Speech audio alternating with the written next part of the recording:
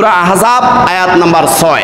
আল্লাহ রাব্বুল আলামিন বলেন, আন-নাবিয়্যু আওলা বিল মুমিনিনা মিন আনফুসিহিম, যত মুমিন মুসলমান এই পৃথিবীতে আছে সমস্ত মুমিন মুসলমানদের সবচেয়ে প্রিয় ব্যক্তি হলো মুহাম্মদুর রাসূলুল্লাহ সাল্লাল্লাহু আলাইহি সাল্লাম। কে বলেছে?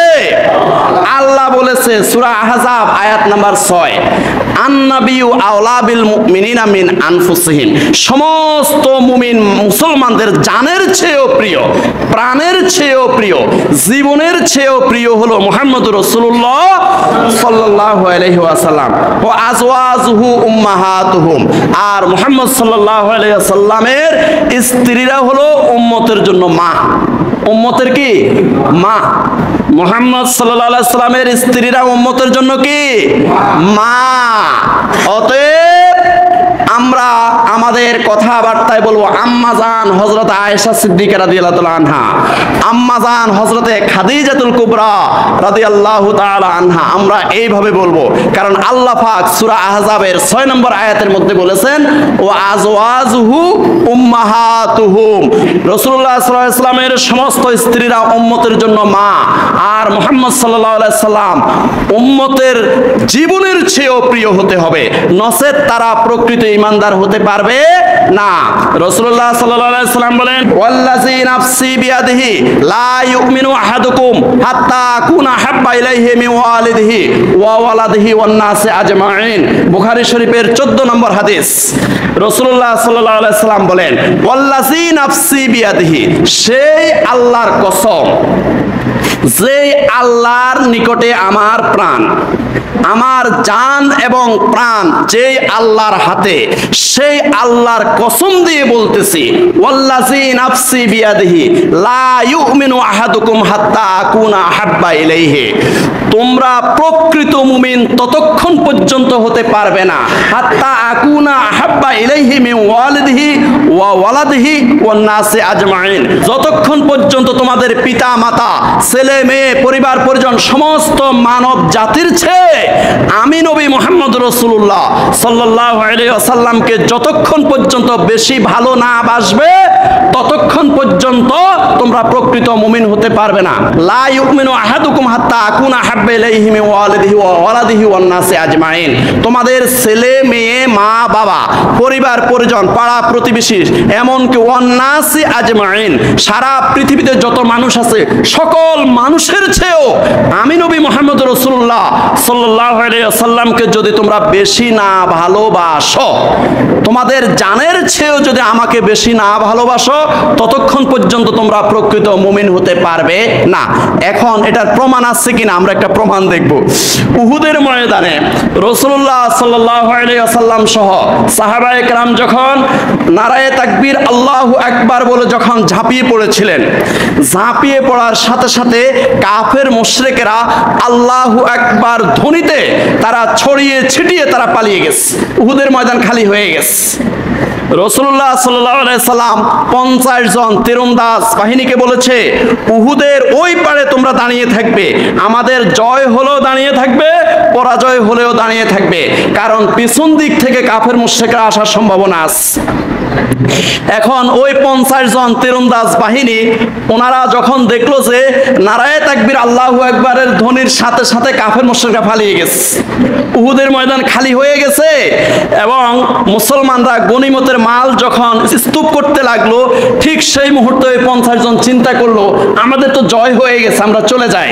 এবার 50 জন তীরন্দাজ বাহিনী ওরাও আসি উহুদের ময়দানে হাজির হয়ে গেছে। আর কাফের মুশরিকরা কি করলো, উহুদের পাহাড়ের অপর প্রান্ত দিয়ে ঘুরে এসে ওই যে 50 জন তীরন্দাজ বাহিনীকে দাঁড় করিয়ে রেখেছিল ওই জায়গাটা ফাঁকা পেয়ে তারা ওই গিরিপথ দিয়ে, উল্টা পথ দিয়ে পিছন থেকে মুসলমানদের উপর, ইমানদারদের উপর তারা ঝাঁপিয়ে পড়েছে। ঝাঁপিয়ে পড়ে 70 জন মুসলমানদেরকে শহীদ করেছে। রাসূলুল্লাহ সাল্লাল্লাহু আলাইহি সাল্লামের মাথার মধ্যে এত জোরে তরবারি দিয়ে আঘাত করেছে, 2 ইঞ্চি হেলমেট ঢুকে মাথার ভিতরে ঢুকে গেছে, মাথার রক্তে সমস্ত শরীর লাল লাল হয়ে গেছে। এমন ভাবে তরবারি দিয়ে আঘাত করেছে, মুহাম্মদুর রাসূলুল্লাহ সাল্লাল্লাহু আলাইহি সাল্লাম উপুড় হয়ে পড়ে ওই উহুদের ময়দানের পাথরের সাথে আঘাত খেয়ে 2টা দাঁত শহীদ হয়ে গেছে। রাসূলুল্লাহ সাল্লাল্লাহু আলাইহি সাল্লাম যখন ওই উহুদের ময়দানে উপুড় হয়ে পড়ে ইয়া উম্মতি বলে যখন চিল্লাইতেছে, ঠিক সেই মুহূর্তে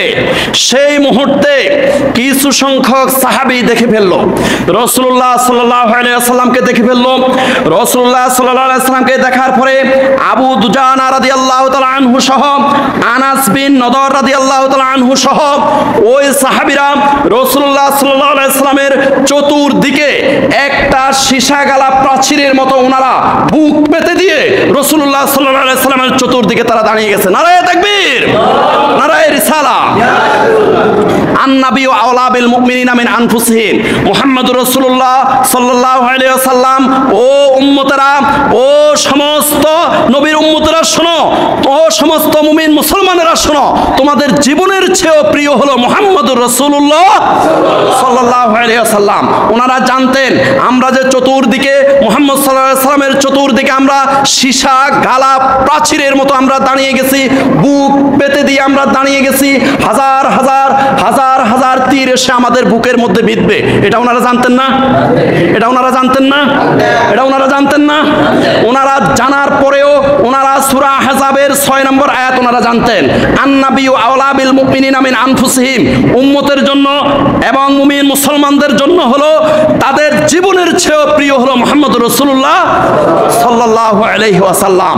ওনারা চতুর্দিকে ওনাদের বুক পেতে দিয়ে চতুর্দিকে সীসা গালা প্রাচীরের মতো দাঁড়িয়ে গেছে, আর চতুর্দিক থেকে কাফের মুশরিকেরা, ওই কুরাইশেরা হাজার তীর তাদের দিকে নিক্ষেপ করা শুরু করলো। আর সেখানে আনাস বিন নদর রাদিয়াল্লাহু তাআলা আনহু, ওনার এই বুকের মধ্যে 80টা তীর বিঁধেছিল। আন-নাবিয়্যু আওলা বিল মুমিনিনা মিন আনফুসিহিম ওয়া আজওয়াজুহু উম্মাহাতুহুম। এই দুনিয়ার মুমিন মুসলমানেরা, তোমাদের জীবনের চেয়েও প্রিয় হলো মুহাম্মদুর রাসূলুল্লাহ সাল্লাল্লাহু আলাইহি ওয়াসাল্লাম। ওনারা উহুদের ময়দানে প্রমাণ দিয়েছেন, ওনারা জানতেন রাসূলুল্লাহ সাল্লাল্লাহু আলাইহি ওয়াসাল্লামের চতুর্দিকে যে আমরা সীসা গালা প্রাচীরের মতো দাঁড়িয়ে গেছি, সমস্ত তীর এসে আমাদের বুকের মধ্যে বিঁধবে, আমরা শাহাদাত বরণ করব, আমরা শহীদ হয়ে যাব। এটা জানার পরেও মুহাম্মদ সাল্লাল্লাহু আলাইহি ওয়াসাল্লামের চতুর্দিকে ওনাকে সেভ করার জন্য, সেফটি দেওয়ার জন্য ওনারা দাঁড়িয়ে গেছেন। ওনারা সূরা আহজাবের 6 নম্বর আয়াতের প্রমাণ দিয়েছেন।